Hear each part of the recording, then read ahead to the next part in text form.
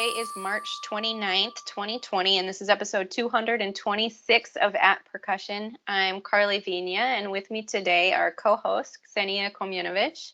Hey. Casey Cangelosi. Hey, everybody. And Ben Charles. How's everybody holding up at home? It's pretty boring here. I teach a music appreciation class, and I recorded one of my lectures to put online. I was going to put it on YouTube, and it took me several takes to like get what I felt like was a good take, and I uploaded it to YouTube, which took forever because it was like an hour and a half long video, and then YouTube flagged it for copyright because I had musical examples and took it down. So it's been frustrating. To be honest, Josh. Oh, sorry. I was going to say, Josh Roberts told us there is some site you can check content to see like what protections YouTube has on it. I forgot what it was, but it's somewhere back in that episode. So if you're thinking, oh, I'm going to post this recording or that recording, you could cross it over that before you go through all the trouble of making the video. I thought what happened was I thought that YouTube would just monetize your video and the royalty collectors would collect on your content, but apparently that's not the case. So what I've learned doing the podcast, because it's frustrating, like you remember like the Harry Parch group was on LA Parch, and they're like, oh, certainly, like we're giving you permission to, edit in some of our content. I'm the creator, I'm giving you permission, but it's just not that simple. Like once it's in the algorithm, it might be just no monetization allowed, or it might just be like no posting whatsoever. It depends on like the level they put it at, I guess. So yeah, unfortunately, even the content creators might not control it. It's the publisher, basically. I was going to say, I think honestly, this semester I only have private lessons and studio classes. I don't have any lectures. And I think for lessons and studio class, like this online teaching is not terrible. It's, can still get a lot done. A lot of adjustments have to be made. Like none of my students have timpani. Probably about half of them have marimbas or xylophones. But I feel for everybody doing a lecture that all of a sudden it was like, let's get this online now and change everything about how you're teaching. It's tough. I'm teaching table music like this. That's you good, don't know actually. Table music. That's literally how I'm. Actually, it's been really fun. It's been like a good. Yeah, I agree, Carly. It hasn't been like that bad. Yeah, it's also been. No, we are very, very, very lucky. I mean, we are not simply freelancers. So the fact that work can switch online and you have to put in a little bit of effort is a thing to be grateful for. Yeah, it's obstacles, but it's okay. For sure. Yeah, for sure. Well, our guest today is Jennifer Torrence, who's an Oslo-based percussionist, performer, and collaborative musician. She's currently an artistic researcher at the Norwegian Academy of Music, where she lectures and also teaches privately. She's a member of the percussion trio Pinquins and was previously the principal percussionist of the Arctic Philharmonic in Norway and a former member of Redfish Bluefish. Jennifer is a founding member of the Queer Percussion Research Group and a member of the Percussive Arts Society New Music Research Committee. Welcome to the show, Jennifer. It's so great to have you on. Thank you so much. It's a pleasure to be here. So, Jennifer, you and I have never met in person before, but I saw your performance of, I think the piece was Institute for Posthuman Performance Practice by Trond Reinholdtsen at PASIC last November. I thought it was so great. I was like, I was kind of looking for you after the show and I didn't see you, but I was like, I gotta talk to this person. I thought the piece was great. Your performance was great and it was extremely compelling. And I think I was reading on your website, I think what you performed at PASIC was part of a larger work by the same name that you commissioned as part of your PhD research. Is that right? That's right, yeah. Would you tell us a bit about the piece and about the collaborative process working with the composer? Sure. So the piece is in 3 or 4 parts, I guess. The first thing is the solo percussion work that you saw, which is for speaking percussionists with a kind of normal percussion setup. And the text in the piece is about the end of human performers and the takeover of robot performers. And the composer that I was working with, and this was his idea, is engaging with the notion of posthumanism and the notion of us not really having any work to do because robots are taking over in many industries, but that eventually it will be in music. And it's satirical, but it's also genuine on some level. And we've been dealing with technology taking over music for a long time, since the phonograph especially, and we go forward with YouTube and all of these debates that we have about how technology is somehow changing or alienating us from our instruments or performing in front of live humans and so on and so forth. And this is certainly something that we're facing again in the time of COVID, when we can't have live performances. So it's just an ongoing discussion, and he takes it all the way by establishing the Institute for Posthuman Performance Practice, which is an installation of a cardboard structure. And this cardboard structure is the institute, inside of which we do our research. We read real philosophy from Donna Haraway to Rosie Brizotti and lots of others to make it feel like really legit. And then the work is about making me into a cyborg, but only with cardboard. So I extend my arms so that I can reach from the low C on the marimba to the high C and beyond, or I add arms so that I can play even more at once, or these sorts of ideas, but it's all with trash aesthetics, of course, playing with and against technology with trash. So that's the second part. You have the solo for the percussionist, me, and you have this installation, which is the structure, the cardboard fort, really, that we're inside, and we have a live camera. And then there's a 35-minute documentary, which you can see online. And this documentary goes into all of our important discoveries that soon you can all integrate into your own percussion and musical lives. So that's a piece, and it's about 1 hour in length. And on top of that, the composer, Trond, is with me, and he's showing our research through lectures and things of this nature. So it's a kind of multifaceted audiovisual work, and then the solo that you saw is only 12 minutes of it or so. So do you think robots are going to take over?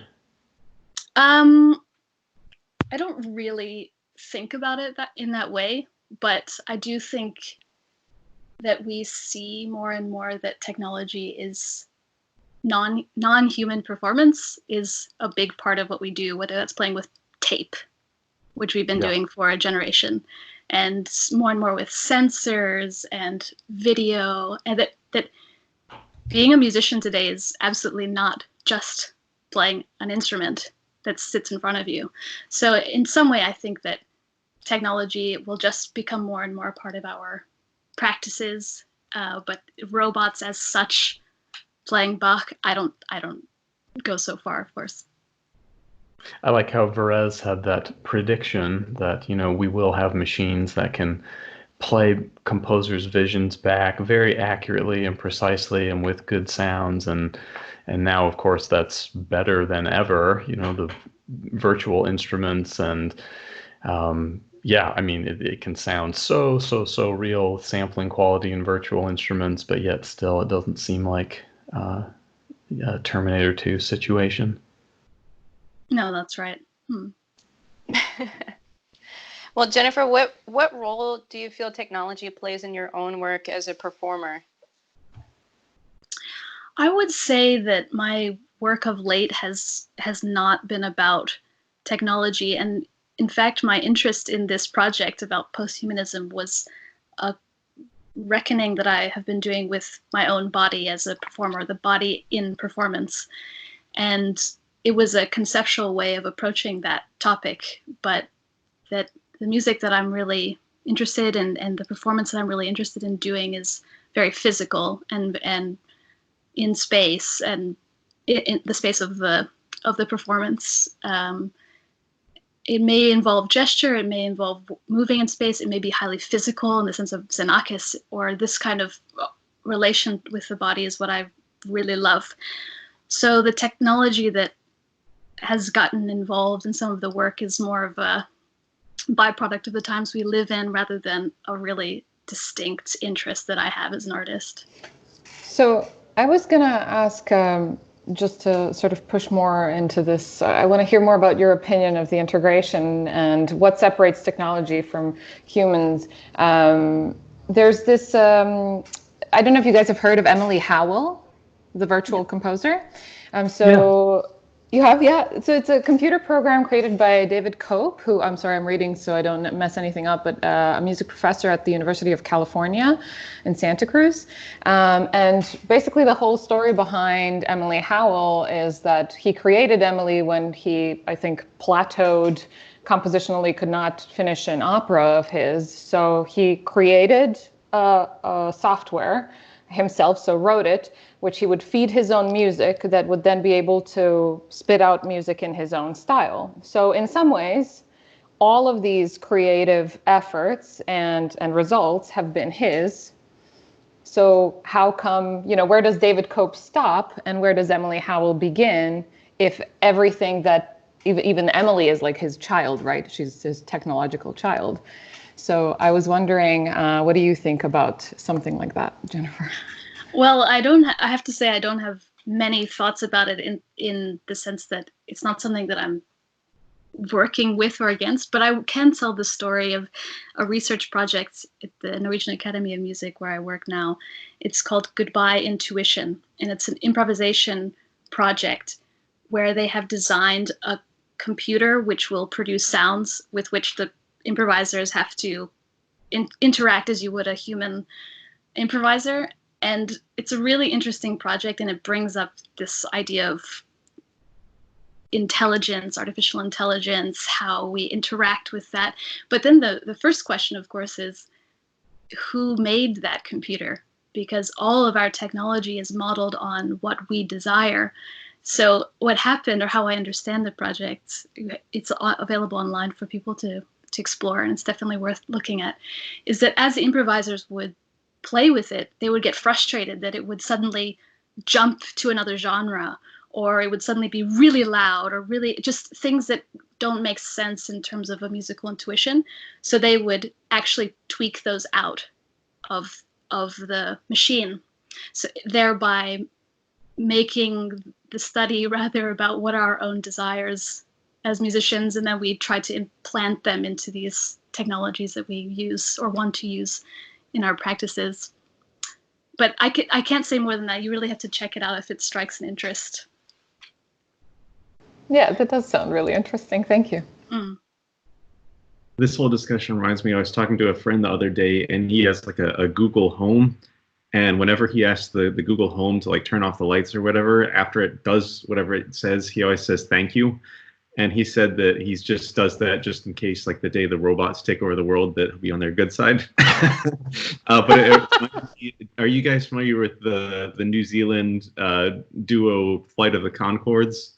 Yes. They have a song released in 2007 called Robots, and I just wanted to read some of the lines from it. It says, "It is the distant future, the year 2000. We are robots. The world is quite different ever since the robotic uprising of the late 1990s. There is no more unhappiness. Affirmative. We no longer say yes. Instead, we say affirmative. Yes. Unless we know the other robot really well. There's no more unethical treatment of the elephants. Well, there's no more elephants, but still, it's good." So check that one.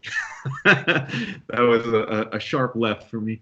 But coming back to the podcast guest du jour, Jennifer, I was reading your website and checking out some different things, and I know we're going to talk about female representation. Ksenija has a topic on that later today, and we talked with Evelyn Glennie last podcast. But one thing I think is very important for young musicians is to have role models.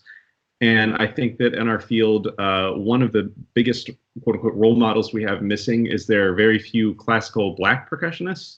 And I also see very few highly visible LGBTQ percussionists. Do you have any LGBTQ percussionists that you sort of looked up to as a young student? Or are there exciting people today that you think you'd like to point out? I think there are lots of exciting LGBTQ percussionists and definitely composers and artists out there. I have to say that I I don't think I ever had a role model in that category. And perhaps Evelyn Glennie's, she had a kind of compilation album that I received as a gift when I was 13 or something, which was a very important thing to receive. I guess in that way she was a role model in the sense that I saw at a young age that it was possible and nothing to really spend too much energy on about the notion of gender. But I do often remark that all of my teachers and the method books and the important pieces and all of that are made by men and white men, since you also brought up visibility of non-white percussionists and artists. So it certainly does shape a young person if we don't have role models of different varieties. But that is the goal of a research group that I am a part of with Bill Solomon, Jerry Percussion, and Sarah Hennies, called the Queer Percussion Research Group. And it's a group of queer folks who want to talk about how queerness interacts with their musical practice, in particular percussionists. And we are now launching our first zine, which is short for a magazine, a kind of DIY, do-it-yourself publication, where we are asking anybody who can relate to these topics to contribute so that there can be more voices on the topic, and it can be personal, it can be scholarly. All of this is possible, and it can be artistic, and it can be totally serious. But I do think in percussion in particular, with at least in my case, growing up in marching band, and the masculinity of marching band, which I loved it so much. But I'm quite certain that I was one of the only female percussionists coming through almost my entire education. So, and then talking about sexuality, I didn't even know, what about myself, or also I hadn't come out and all of those sorts of things. So for a long time, I wasn't letting that even be a part of my story, because I wanted to fit into a male world that I was living in and loving. I loved all of it, always.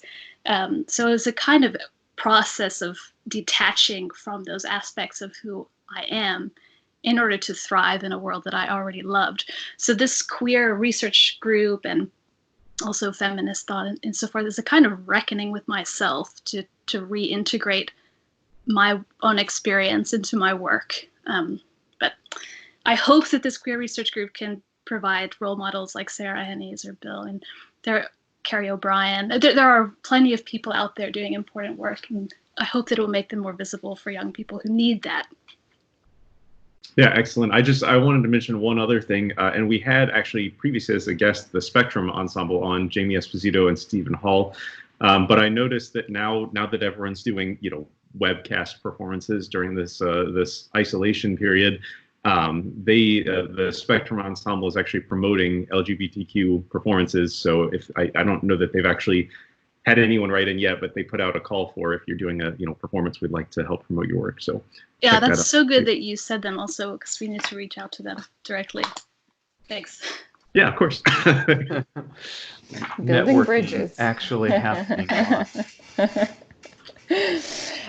So I'd like to go off and continue on this topic. Now, this is a very limited topic because it only addresses sort of gender equality. There are many different types of inequalities and discrimination that we could be talking about, but since this is closely related to my doctoral dissertation, which I spent a lot of time on, I'd like to talk about a few little facts, interesting things that I've found while reading up on these things. And then I'd like to ask you, Jennifer, especially because you live in Norway, and Scandinavia is so well known for just trailblazing in terms of human rights and implementing everything that's right to sort of maintain balance. And they would recognize things much more early in the process and so on. So I'd love to hear what you think. But here's some small facts for some of our listeners who don't know. So I've been doing research trying to understand where this idea of female inferiority in arts comes from, especially because there's a paradox. Arts are closely related to emotions, and women are seen as emotional. So in some ways, for women to, play the piano or play an instrument is It's approved of, but when we look at positions of power, we don't get to see a lot of women.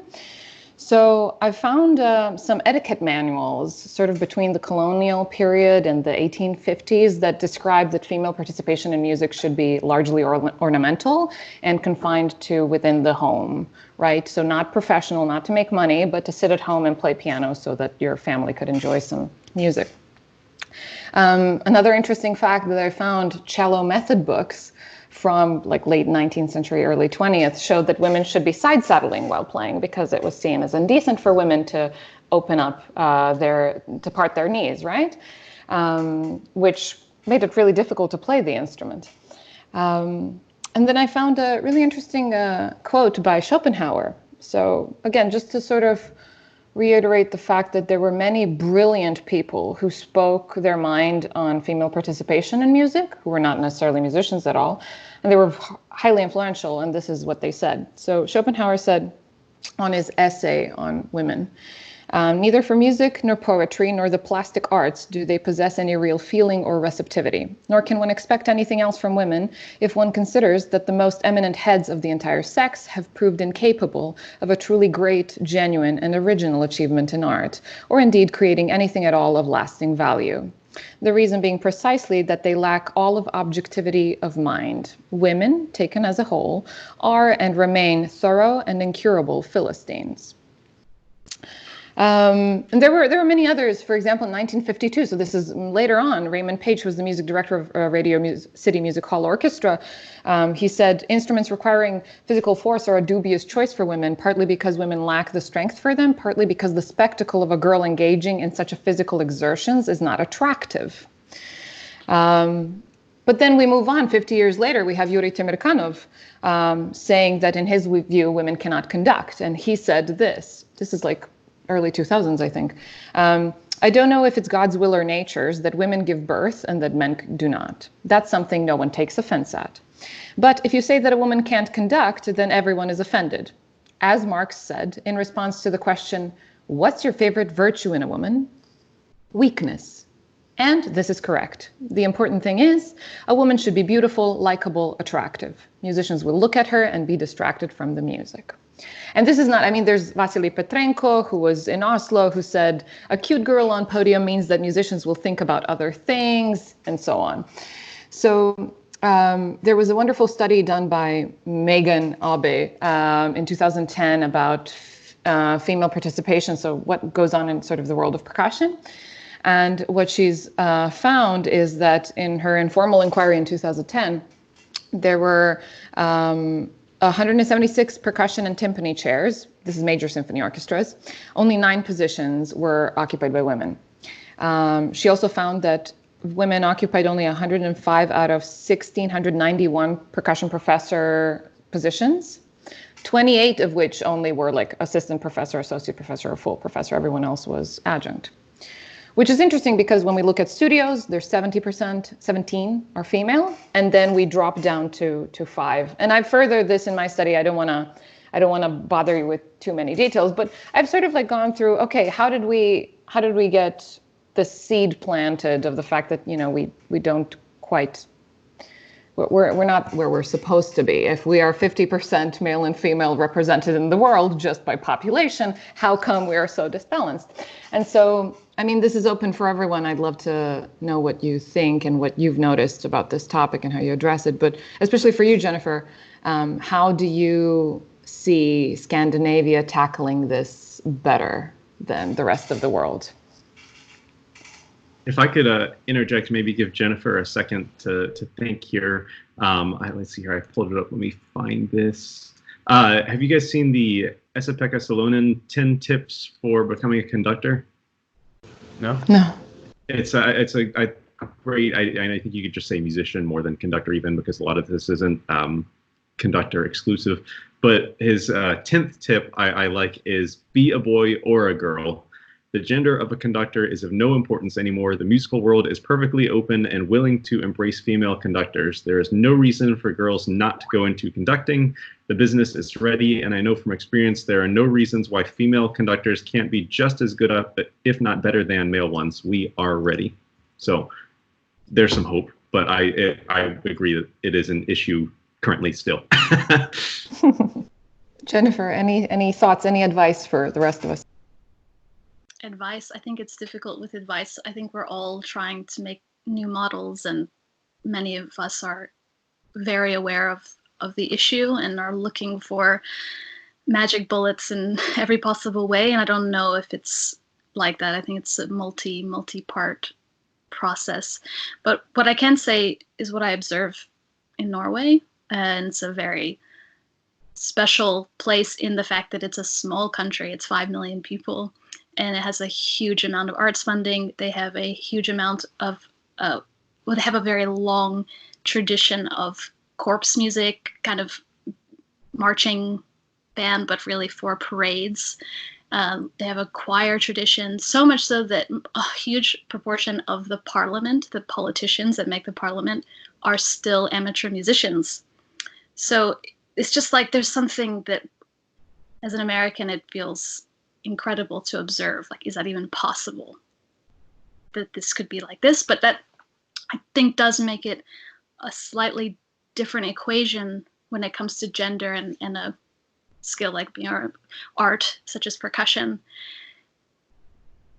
That said, there are a lot of professional female percussionists here, but most of them are experimental in nature. Mm-hmm. I think that it's true there were maybe 1 or 2 female percussionists in orchestras or military bands before I came here, and was also in an orchestra. But on the whole, I mean, I think it's similar statistics. And in that way, the tradition seems to be the dominant force rather than a country or funding model or education model. There's something about this art form that I see over and over and over, that women would prefer to go towards chamber music, experimental music, just some other way where we can make our own rules, our own models. It's just an observation. So then my feeling is then to encourage that actually the orchestra jobs, that's just one possible way of being a musician in a classical tradition. So for those who want to fight their way in, because it's always a fight to get into an orchestra, it's a huge amount of work and dedication, then I would of course support that person wholeheartedly, because it's a wonderful art form and it's a wonderful music. Even when you're just waiting, it's a gift to wait to play there. But then I would really encourage people to remake the model, actually, and then we'll have more visibility as a gender. That's only my observation. So I can't really give advice or even hope from the Norwegian perspective, because it's about the same. And also in the academy where I work, similar percentages of how many are women versus men or non-binary in the group. Well, to me, that was one thing that stood out so much in this article that I think we all read before, that Ksenija found for us. It's called "Why Are There So Few Female Conductors?" Written by Danielle Groen, and published by The Walrus, which I think is a Canadian newspaper. And they were talking about the importance of representation, which we already touched on a little bit. And what the article said was that in order for more women to reach the podium, more women need to reach the podium, saying, when we see this, there's something very powerful about seeing, like, there is a path for me, like this is an option for me. Like Jennifer was saying earlier, seeing Evelyn Glennie have such a successful career, like, okay, as a woman, like, you can be a percussionist and have a career. And they talked about public office in this article, and it was saying, having women elected to public office, the result of that is that so many more women will even run for lower positions and everything, and that's so hugely important, it seems. And I have to say, personally, when I was younger, I don't remember ever being aware of thinking, like, I don't have any teachers that are women, or I don't know very many professional female percussionists. So I don't think I was ever consciously thinking, like, I don't know if I have a path in this. But I think for a lot of people, I don't know, did either of you or any of you ever have that feeling like, I don't know if I see the representation of someone who looks like me having success in this field. I think I have definitely experienced some of the discouragement, and some of it was very overt, sort of like, why would you do percussion? You should be, feminine. You should play piano. Nobody wants to like marry a drummer. I've been told that. But what I found was really interesting, I think, in Dame Glennie's story, is that, the first person that she reported seeing playing the percussion that she really loved, that struck her, was a girl playing a xylophone. And then in her first percussion studio, if I'm not mistaken, there were 6 girls and 1 boy. The percussionists in the Scottish orchestras were largely female. And so it never occurred to her. It was only after she had moved to London and then started going around the world, people would be like, oh my God, what's it like to be female and be a percussionist? And she was like, I had no idea it was a thing.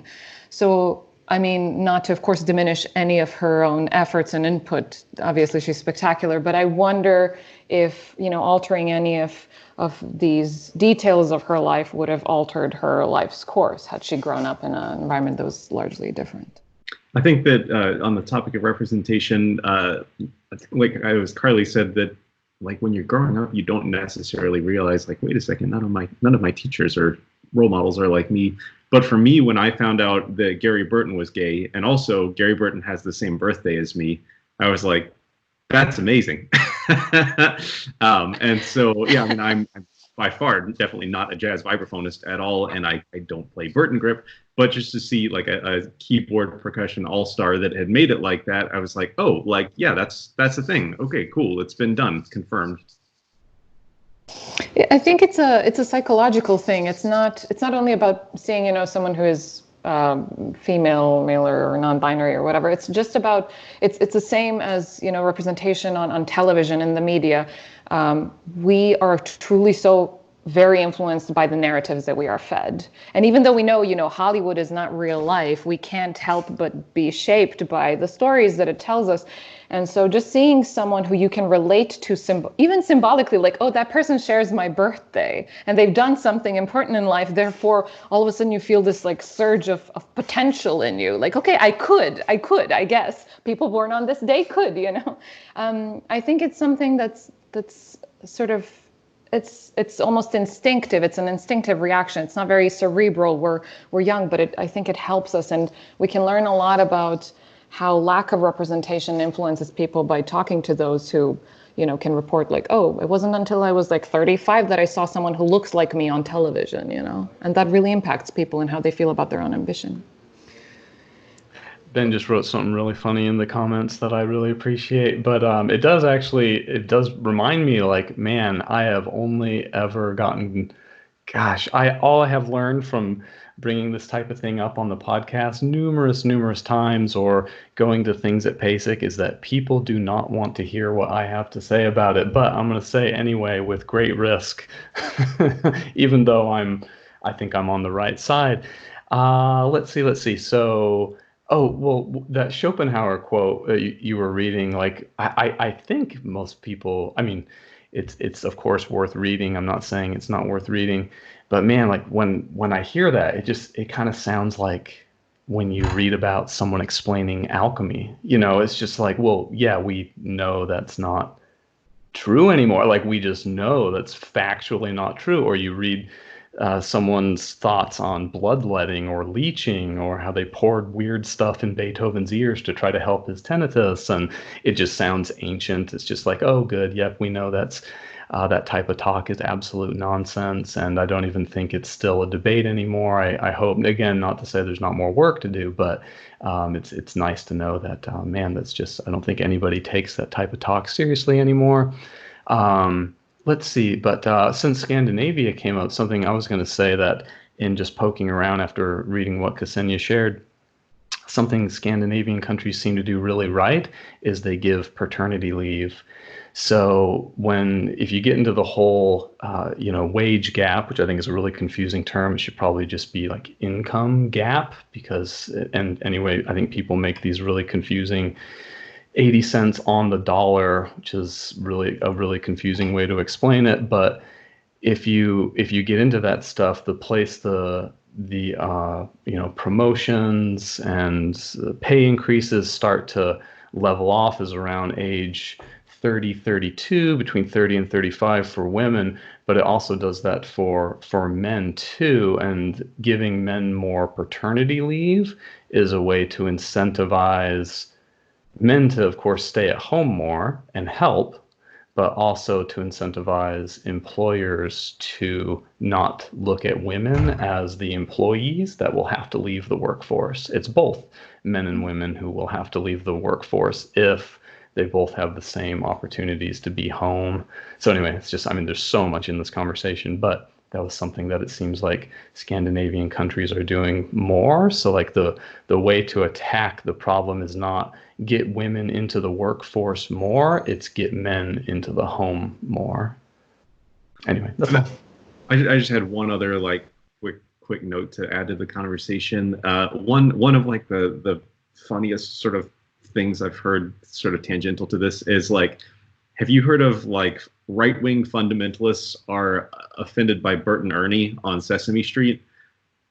Yes. Has anyone heard this? So Yes. so there's like a theory that Bert and Ernie, like they're two single, quote unquote men living together that take baths together, like they're a gay couple. And it's like, no, like they're Bert and Ernie. Like, come on. Bert and Ernie. It's not sexualized at all.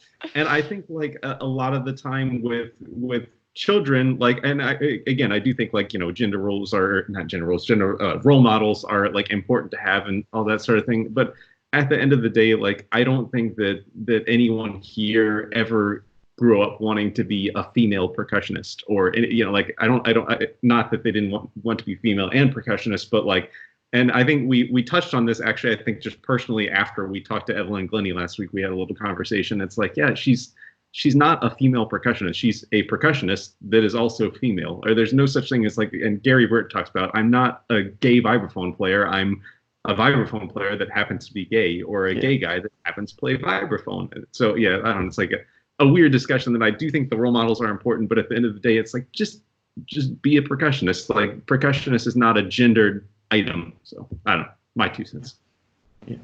Exactly. I just wanted to say, I mean, to thank all of you for your input, but in many ways, particularly the white cisgender straight male in this conversation, because I think that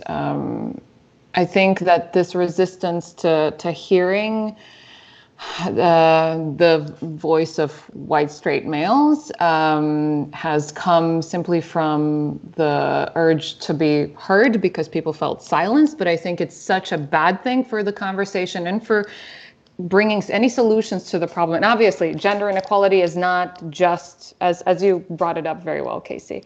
There are so many things that are unequal on both sides, or on all sides. So we cannot silence men. We cannot silence any elements of the conversation. We need to hear everyone, and we need to try to recruit everyone for the good cause, which is simply equality, acceptance of all humans for who they are. And so please, I want to say this for a lot of other kind, positive men who might feel like their voices don't count on this topic. It is not true. So please speak up. Please tell us how you feel about this as well, so we can know how to work together.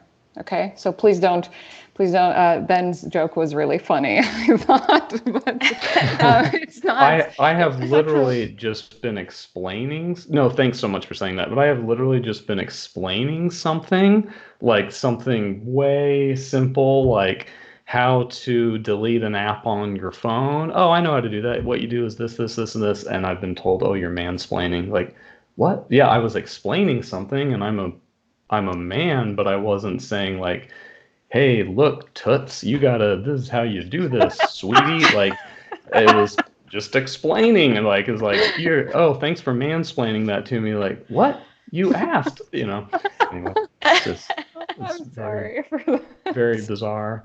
But thanks. Yeah. Thank you. We're gonna move on, right? Sure.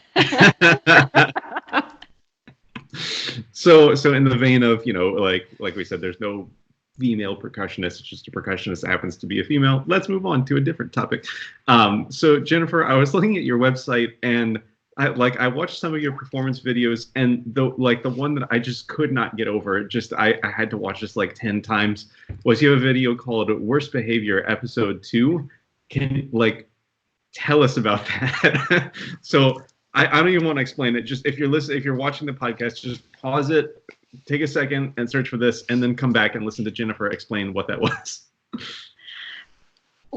Okay, yeah. Worst Behavior is a series in Berlin that is curated by Australian singer-performer Jessica Azzotti and American composer-performer Jesse Marino, who now both live in Berlin, and they are, like me, concerned with body and performance, non-conventional instruments, basically just doing whatever you want on stage, but having a musical training. And this project was the second on their series. That's why it's called Worst Behavior 2. And it was me and the Danish composer Simon Løffler, who is a composer you maybe have run into. If you do a quick Google, you'll see a lot of things with neon lights. He has a trio for guitar effect pedals, 3 performers, and 4 neon lights. And the piece is that you're putting feedback through the guitar pedals and then touching the neon lights, which the energy inside the light actually changes the sound of the guitar pedal, the feedback that's being affected. And then you touch your neighbor skin to skin, and that sends the energy through the performers and again changes the sound. This is maybe it's called trio? Yeah, it's a trio. It's called Oh, B. Yeah, okay, yeah. Yeah. And then he has I think it's also a trio, maybe it's a quartet called E. Many of his pieces go in this ABCDE business. And then he has other pieces that are also inventing machines and contraptions. But right now he is doing a research project on animals and animal movement, animal sound, animal behavior as musical performance material. And the piece that we were premiering at that show is about birds. So he built beaks for us that are basically like sport, mouth protectors that have then had some weird material. I don't know what it is. It's kind of like glossy cardboard. The look reminded me of Pringles, like if you've ever put exactly yeah, non-edible Pringle material, and these are on either side of your mouth with a hinge, and then he's attached bells onto either side of the beak, and then we have earrings which are also with bells, so you start to have this kind of paradise bird vibe with things hanging around. And then we also have bird calls that are attached to our legs, so our arms are completely strapped down, and then we just have these little tweeting things that we would do with our fingertips on our legs. And then the piece is actually a mating ritual inspired by albatrosses. So we do lots of things like going up, twisting, making rhythms and intertwining in different ways with our beaks, and then also biting each other's earrings and mouth. And so it's like an 8-minute duo that we premiered there. And we also performed a piece by another Danish composer named Jeppe Ernst, which is only for face muscles. So it's all completely notated as a choreography for face. And you hold your partner's hand. So I was holding Simon's hand, and I was giving him pulse of some sort, like this. And then on our different musical points, we would have to, open our mouth, smile, close our eyes, open our eyes, these sorts of things. And so this built a program for pieces about the mouth. So I also performed Lisa Lim's percussion solo, An Elemental Thing, which is conceived of the mouth as a woodblock being a mouth. If you can imagine the whole of the woodblock being a kind of mouth, and then covering the mouth and getting different kinds of overtones and resonances from it. So it was a project about mouths, animal mouths, human mouths, woodblock mouths, this sort of thing. I have a question about repertoire, and first of all, I love your channel. I was just watching, was the piece Final Fight, was it called? Oh, How to Fight. Oh, it's so good. That's so cool. Yeah, Carolyn and I was Chen is watching so this great. Nine Bells piece, and I'd love to hear some specifics about them, but maybe something a little more general first. I had a fairly heated, I mean, it was friendly, but we were definitely debating, Corey Hills and I, which I think that episode will be released about 2 or so before this one, or maybe 3 or so, but we were kind of just debating about like the state of the rep and I don't know, what we should and shouldn't be doing, playing, etc., blah, blah, blah, blah, blah. And I guess I'd love to know, like, as someone who's so proficient and doing so well with all this like hyper avant-garde experimental stuff, how much like how much traditional playing and study do you think is still important? And one parallel just to kind of get everyone's mind in the same place is Dali, for example, the famous painter Dali. He I mean, he is so classically trained. Same thing with Matisse and Picasso. I mean, they have just like this amazing ability. The landscapes, I think Matisse painted when he was 12 years old, are just like photographic, excellent, perfect. I don't know. What are your thoughts on that? I just did a project with Corey Hills that was questioning this Cool. exact question. He was here with Bonnie Whiting. We premiered a trio for Were three his speak. were Sorry? his arguments just like way easy to bat down? No, I was just more that he was participating in something that throws into question this idea of skills and traditional skills. Oh, And what's he's needed. awesome. I kid. Yeah, He's a good guy, yeah. Yes, absolutely. But I think that I'm a little old-fashioned in the sense that I think one has to be able to paint the portrait before you can choose not to. That's my feeling as a performer and as a teacher. As is mine. Yeah. And if you can't play a buzz roll, you absolutely cannot play birdbeak, because it's not just about buzz roll exactly. It's about instrumental precision, discipline, awareness of details, learning how to learn, learning how to think, all of that. And the snare drum to me is the best place to do that for people who lean towards percussion. So I don't know. I think I might be old-fashioned in that way, but I do think we are coming to a point as educators where this is a thing. Like, how much should we be spending on the voice, the human voice, singing? As all of these speaking percussionist pieces, should that be in a curriculum? And then, if so, which percussionist can really teach that in a really good way? In the sense that we expect percussion teachers to be snare drummers and timpanists and marimbas and more. It's a very interesting time. Cool. Thanks. Yeah. Yeah, I think one thing Jennifer brought up was I think maybe a good way of saying it is it brings a certain legitimacy.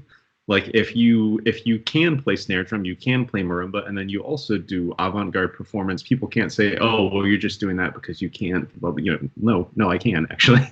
And I think Casey brought up a great example of there are many famous artists like Picasso that at a very young age could do classical, very great-looking paintings. And I think like these are people that ask questions and sort of said, yeah, I mean, this has been done. I can do this. What's next? What else can I do? And another, just started throwing out examples here, but I've mentioned the chef Grant Ashutz before, who has the restaurant Alinea in Chicago, known for their molecular gastronomy. And he worked at the French Laundry. And people say, yeah, if you want like a great steak, Grant can cook you a great steak. But he says, I can't give you a tomato and a piece of bread and charge you $500 for it. It's not. So he's pushing cuisine and direction all the same. So I don't know. Just a quick thought. Carly, I think you had something. Yeah, one other thing that I think about on this is our responsibility as educators to help prepare our students for whatever will be in their future. And in the same sense, I think I'm a little old-fashioned too. Like, these are the skills that we want you to have if you're going to, go out in the world and have a bachelor's degree in percussion. And one thing I'm always telling my students is like, to be well-rounded is never a fault. Like, that's never a bad thing. To be able to say, like, yes, I'm a percussionist and I can play with the symphony and I can play, I have all these different skills and I do this contemporary stuff. And at a certain point, we all specialize or go in directions that that we're more drawn to, or that, we have more of an affinity for, and that's fine. But yeah, I think the same. We've all got to be able to play buzz rolls and the rudiments and all of that to be, to be studying the percussionist. And then the skills that you get there on that instrument, you apply in so many other areas. Jennifer, I had a question for you. You are one of the, well, at least in my environment, I know many more people who move to the US to be able to pursue a career in music. And I know some, but not many Americans who go abroad to do the same. And I just wanted to know, since you've traveled so much and you've lived different places, what brought you and what kept you in Oslo? Before I answer that, I just want to have two things on the last topic, and I will get to that for sure. It's just another long story. But that's that. I think about 433 by Cage, that there is some meaning when it's an actual pianist, trained pianist, who sits down and refuses. Not that the piece is about a refusal, but for the audience who has certain kind of expectations for what the pianist does. There's something there, rather than if I or one of us sat down at the piano and did the same. It doesn't have the same potential. I'm not going to play Grieg for you at any point. The only piece I can play for you is 433. So what does that do to the piece? And the other thing I was going to say was about culinary practice, and that I'm obsessed with Chef's Table on Netflix. And yes. I often, what I see in those amazing people and artists, cooks, is that so many are concerned with tradition. So many of them they say, yeah, I went to French school and then I was in New York and then I was just like, but what is it for me? What is my thing? And then so many go, I went back to Savannah, Georgia, and I found my roots, or I went back to Thailand, or I went back to Argentina. And then they find, through some kind of transformation, their way. And that's something I'm always dealing with too, that in the middle of doing my most crazy projects, like the Institute for Posthuman Performance Practice, actually, I was just thinking, like, where is this going? I feel like I'm losing track of myself. So I just learned Lachenmann's solo Interior 1.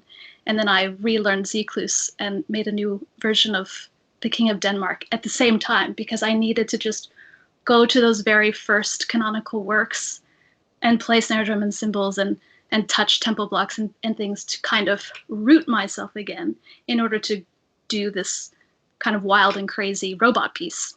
So that was that story. And then the one about Oslo. Okay, taking a deep breath.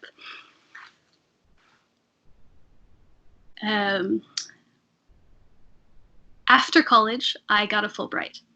So I went to the UK and I totally got the Euro bug. I just thought it was amazing, and what a way of life, what an urban way of life. I don't need a car. There's art everywhere. And then I just tried to stay. So then, long story short, I won this job in northern Norway above the Arctic Circle, where this Arctic Philharmonic is, and there is a Sinfonietta there. It's a special company. We can go into that later. But anyway, I was there for a couple of years and thinking, like, this is an adventure for sure. But the orchestra life is just not for me. I can't be that person who gets an email saying, next week you play this and here's your part, and that kind of thing. I'm just too, maybe I have some kind of authority issues. I'm not sure. But then I saw that I could do this PhD program in Oslo, which is a completely amazing, fully funded PhD program, and everyone should come and do it. It's 3 years. You make your project. There are no classes. There's no teaching. You just do your artistic work, and then you have to reflect on it. It's incredible. Please apply, all of you. Anyway, anyone who's listening. And after that, I didn't know exactly what would be for me after these 3 years, but essentially I've just it kind of extended my life. I have a new research project. It's not a postdoc, but it behaves like a postdoc. I have more and more chamber music and solo and other things where I start to think that this is maybe home. I've been in Norway for almost 10 years soon, and maybe that's it, like it's working, and maybe I don't need to fight against things that are working. But of course, I know it's not home the way America is, and I guess you can probably relate. But it's good, so I'm just going to keep going with it for now. Excellent, thank you. And will you provide for us some link for the PhD program so we can put that in the description for anyone who wants to know? I think these pieces of information are really important for a lot of percussionists. I know that a lot of people come to me who come from similar countries, and they're like, how the hell do you get to America? It's okay to like play an audition, but what is the bureaucracy behind it? What is the paperwork? What is the visa system, and so on? And I think any piece of information that we can give people is just going to push them forward. So thanks for that. Mm-hmm. I've just got a quick little question, kind of surface level question. I noticed you put all your media on Vimeo and not YouTube. Is there a reason for that? I'm just curious. I know some people do that. Some people choose not to. I don't know. Real deep question. I don't know if I have any argument. I just think YouTube is kind of, Vimeo just feels more focused. I don't know. It just feels like maybe you might actually sit and watch all 4 minutes of this. I don't know. Yeah, I have no idea. It's a vibe thing for me. Yeah. Cool. Carly, I think you have our Facebook question, right? Yeah, our listener who contributes a lot of great questions, Jade Hales, asks of Jennifer, what are some methods you've developed to help learn pieces for body, percussion, voice, or theater? I've been putting together a program of gestural pieces, but I've been having an increasingly difficult time staying motivated with these pieces, particularly as the rep has become more difficult. The first one being, what kind of methods do I have? Are that I can't say that I have any method that would fit anybody else. And that was part of my research, was to try that. I actually made the argument that being able to do gesture or speak on stage is just as much a skill as playing on crash cymbals, so we should actually be figuring out how to teach this. But at the end of the process, I was left thinking like, every piece is demanding such different stuff from us that where some pieces are kind of amateur, like How to Fight with Carolyn Chen, we're doing gestures, but it's amateur. It doesn't need to be so precise, and that's part of the aesthetic of the piece. Whereas Aphasia by Mark Applebaum, you get the feeling where the gestures are quite precise, even though it's text instructions, but there are enough videos out there that you can feel this is quite precise. And then it's something else where it starts to become practice, like an instrumental practice in another way. I hope that made some sense, but that there is a range of how skilled we actually have to be to do different pieces. So my first question to her would be, what are these pieces, and in what way are you being asked to be on stage? Are you acting, or are you doing actions? Is it something every day, or is it like a choreography? I feel this is always changing the equation for how we approach this kind of work. And then my next question would be, what is unmotivating? What is inside of there? What is the conflict? Because it's hard for me to, without understanding what the conflict is, rather than, if the conflict is just this is becoming difficult, then I would say where things become difficult, one must become curious and lean into that difficulty. But I got some, that's nice. So boom, that's for a bumper sticker. Exactly. Very good. Put that on my fridge. That's good. One thing that I have done in my practice is I've taken a lot of courses, like with different voice courses, where I've traveled to work on the voice. I've traveled to work with directors and theater people. I was part of a residency where it was across 3 different weeks. The first week was just movement and space, and then the second week was acting skills, and the third week was using the voice. And it wasn't about performing touche or any of the canonical works or anything. It was just about exploring those skills. And one thing that I do think is that people who are drawn to that work learn by doing the pieces rather than exploring the instrument that they are actually engaging with. So it would be the same as first thing you do on snare drum is to play trim or something like that, rather than going through the etudes and really starting to understand what this skill is built of. What are the building blocks of that? And if you went to an acting person, they might say, the first step is, where is the center of the body? Is it in your pelvis or is it in your chest? And just to be aware of that before standing or sitting and doing aphasia, it changes everything. So I guess, again, it's a kind of critique or questioning of how we're teaching and approaching these pieces from the first day. Well, I have a couple of things that come to mind on that. But one is, it's similar to the way that I think we expect our students to learn multi-percussion solos in a lot of ways. And I know Ben's dissertation was on this topic, like the pedagogy behind multi-percussion, because so often, we study snare drum, we study marimba, we study timpani, and then it's like, oh, I have a recital next semester, so I think I'll choose a multi-solo and learn. And it's similar the way that we lump theatrical percussion into like a category, but every piece is so different with different demands and different challenges. The same thing with multi-percussion. Like, one of the things we talk about when I teach percussion techniques is what is multi-percussion, and I have to give them this very general definition that we all have of like, well, it could be any combination of percussion instruments. It could be 4 flower pots, or it could be 20 different tom-toms, and so it's learning a whole new instrument every time you play a piece. But yeah, it's tricky. I think advice on learning theatrical pieces, awareness of the body, I think, is very important. Awareness of what you sound like and what your physicality comes across as when you're on the stage. And then the other thing, I think, in my experience of playing theatrical pieces, that has taught me is you have to be creative about problem solving. Like this go-to way that a lot of us, I think, learn pieces, which is, learn everything half tempo with a metronome and gradually speed it up and have all of your, like that standard that we go to for so many things. Like, that doesn't work for a piece like Corporel. You can't learn it half tempo and then gradually speed it. You're like doing, kind of one, or aphasia. You're doing one gesture at a time and you're adding it on, and you have to work in smaller pieces with a lot of repetition. Jennifer, go ahead. Yeah, thanks. I just wanted to add there, when speaking about all of your great points there, one method that I use that is concrete is that I use a video camera. So like this project with Simon Loeffler, we use a video camera. We don't have, otherwise it's hard to know how it's working.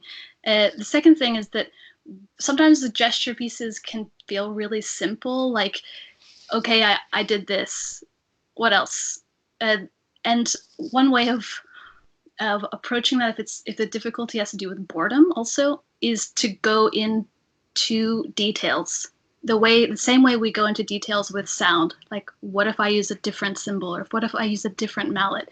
You can use body awareness, which you brought up, as a way to just say, what does it feel like? What do I feel the air on my skin when I do this? These kinds of details actually, in my experience and opinion, create presence, so that those physical gestures are even more powerful, we may see through the camera, than if we're just doing actions that are detached, almost like, just exactly detached actions. That was it. Thanks. Yo, I just had something to tag on to Carly's point and to Jennifer's point. To Jennifer's point, if anyone's familiar with Mark Applebaum, who we've already mentioned a couple times and has been a previous guest on the podcast, that's one of his whole things is he makes his own instruments. One of his instruments is called the Mouseketeer. And he says, I'm the world's greatest Mouseketeer player. But he says, I also have to concede, I guess, at that note, that I'm the world's worst. And he has this whole interesting discussion on, okay, well, if I'm the best and I'm technically a beginner at this because I just built this thing and I'm starting, what does an intermediate or an advanced piece for Mouseketeer look like? And it does start to beg the question, like, you can make a better snare drum roll. That's a definite. How do you get better at an instrument that has no performance practice? And then I just wanted to mention, since Carly mentioned my dissertation, my whole thing I noticed was we have such a good pedagogy in place for, say, snare drum and marimba. And if you want to play velocities, you can start out with Yellow After the Rain and work through the Mark Ford Etude book and work your way up to velocities. I don't want to say easily, but there's a clear path. And my problem was that, everyone for their senior recital or their graduate audition, they'd never played a multi-percussion piece, myself included. And what's the first piece you get stuck in front of you every single time? Xenakis, Ray-Bans. And that's a hard piece. And some of your skills from keyboard instruments and snare drum will transfer, but it does make sense to study some lesser multi-percussion pieces along the way in order to get there. So, that was my 2 cents. Speaking of rep, I wanted to ask you about How to Fight Final. It's just like, it has such a catching beginning, and if you're watching on YouTube, I'll overlay a little bit so you guys can see what Jennifer's talking about. But man, the beginning is so cool because you guys have these flashlights and you're kind of doing these like sword strikes or positions with them, and at first you don't know what it is. You think you're looking at some really cool digital effect or something. It's like, no, they're just playing with flashlights like they're swords. What's up with that piece? So this piece is a 50-minute thing, and so that what you can see online is 4 minutes. I think the full one is somewhere, but I don't know. Carolyn was going to do it. It's one of these administrative tasks to put the full performance online. But I have a hard time with those full performances because I think what's powerful about pieces that are as physical as How to Fight, if one can just scroll quickly through the couple minutes, is that it is about the physical bodies in the space, and it's like watching dance on screen. It's difficult unless it's dance for the camera. And this piece is not new music performance for the camera. It's just a stage piece. But Carolyn Chen is an American composer. She's based in Pasadena. She's completely beautiful, amazing. Everyone should check her out. And the concept How to Fight it's a mixture of two-part song that with texts that she wrote, which are mostly about how animals survive by playing dead. And so it's How to Fight is actually not about fighting someone into submission by pounding them, but actually through radical inaction, subduing the enemy. So one part is two-part songs about these animals. There's also kind of a lecture, TED Talk style presentations of real facts, like how to win an argument with your partner or loved one, how to do well in a job interview or to negotiate your salary, these kinds of things. On top of that, there are physical movements based from different martial arts like Aikido, Tai Chi, and I studied a little bit of this stuff just to catch up with her, but she's so skilled and had to teach me and show me what to do. But exactly those flashlights, it's a sword technique that we're doing with flashlights. It's something Carolyn Chen often uses is lack of sight, or this feeling of being lost and not being able to approach or attack the thing that is somehow in your way, but that also that the flashlight is this kind of it's about directionality and rather than very difficult to talk about, but it's so beautiful, and her ideas are so poetic and somehow nourishing. They're very nourishing to be a part of. I think I'll stop there. It sort of struck me like a good movie. Like usually if a movie's going to be good, you know within the first couple minutes if you're going to like it or not. And a lot of times performance art type pieces are the same way to me. I mean, just the second I pushed play, I said, okay, wait, what is this? What's this? What's going on? So I was compelled to keep watching. It was really fun. Thank you. That's great to hear. Hopefully, we were supposed to do it in 2 weeks in Berlin. She's now in a residency in Berlin, but like everything, that's canceled. So hopefully we'll get another chance soon. Yeah. You will. We will unpause this thing called life sometime soon, hopefully. My quick question for you is, what was your gateway drug into this type of repertoire? Do you remember what was the first piece that you experienced and performed that got you into it? I do actually. The gateway drug was a piece by Helmut Lachenmann. Now I can't even remember the name. That's so terrible. Ah, there we go. I've got it. Allegro sostenuto, which is for cello, clarinet, and piano. And I was a freshman at Oberlin, and actually I was rejecting new music. I heard some Schoenberg or something, and I thought, this isn't music. This is, well. And there was a percussionist who no longer is a percussionist, unfortunately, because he's an amazing artist. His name is Matt Jenkins. And he sat me down and said, just listen to this piece. Listen to it every day for a week.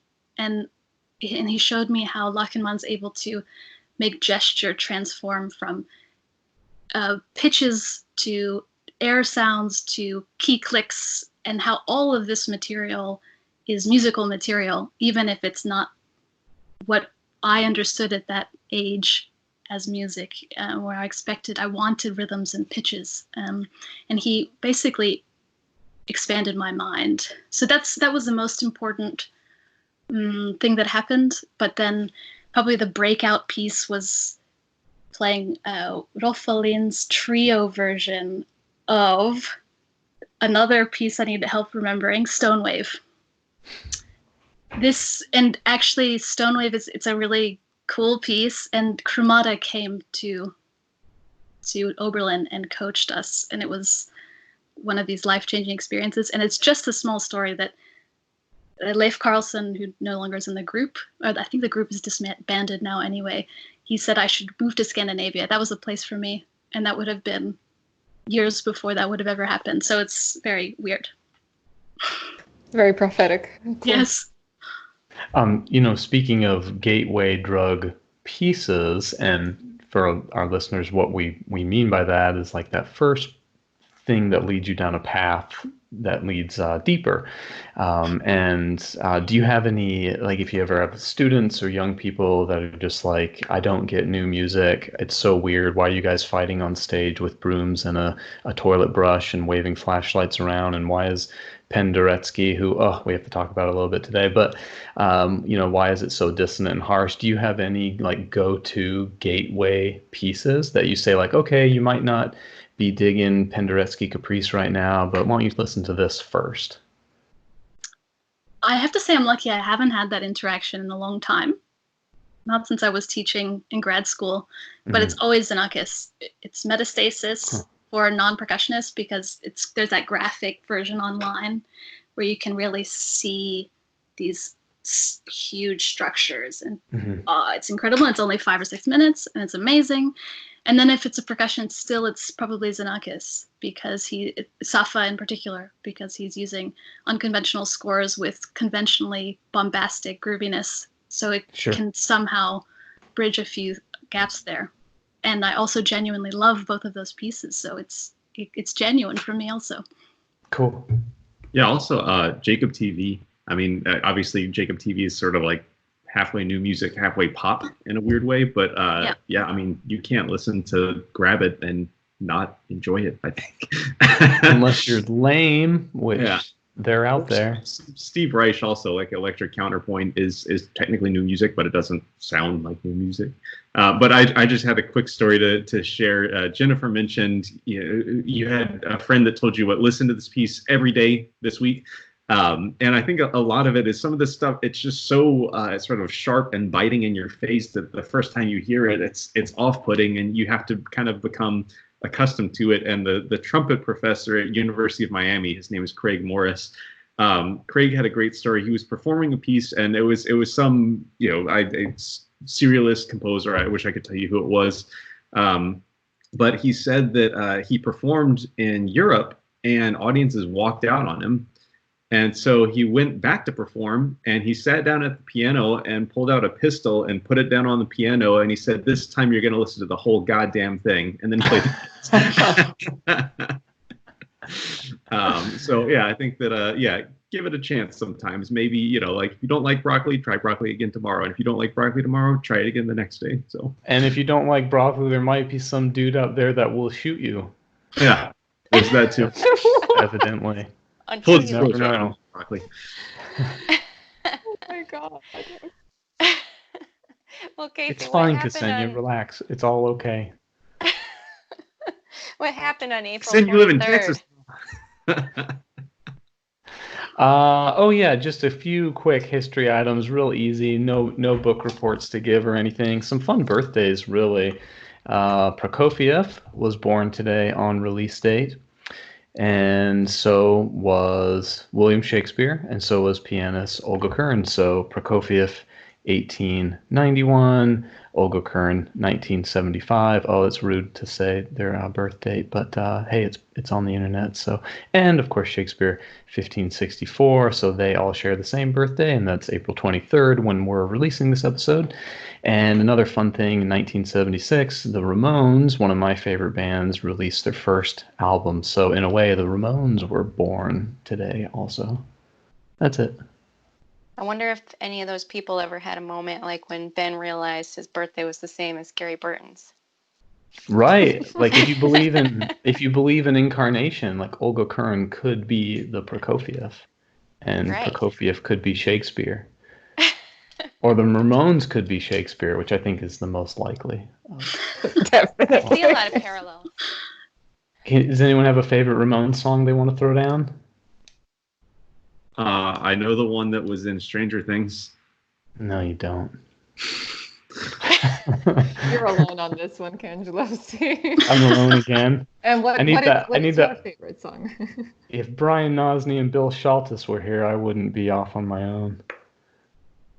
Anyway, Ben, I think you're going to tell us some other historical things of a sadder note. Yeah, well, we just have some sad news. Actually, two very famous composers passed away recently in the month of March, and we just wanted to mention those two names. One is Charles Wuorinen, who was born June 9th, 1938, and passed away on March 11th of this year, 2020. Charles Wuorinen, since we mentioned LGBTQ musicians, was an openly gay composer. He won the Pulitzer Prize.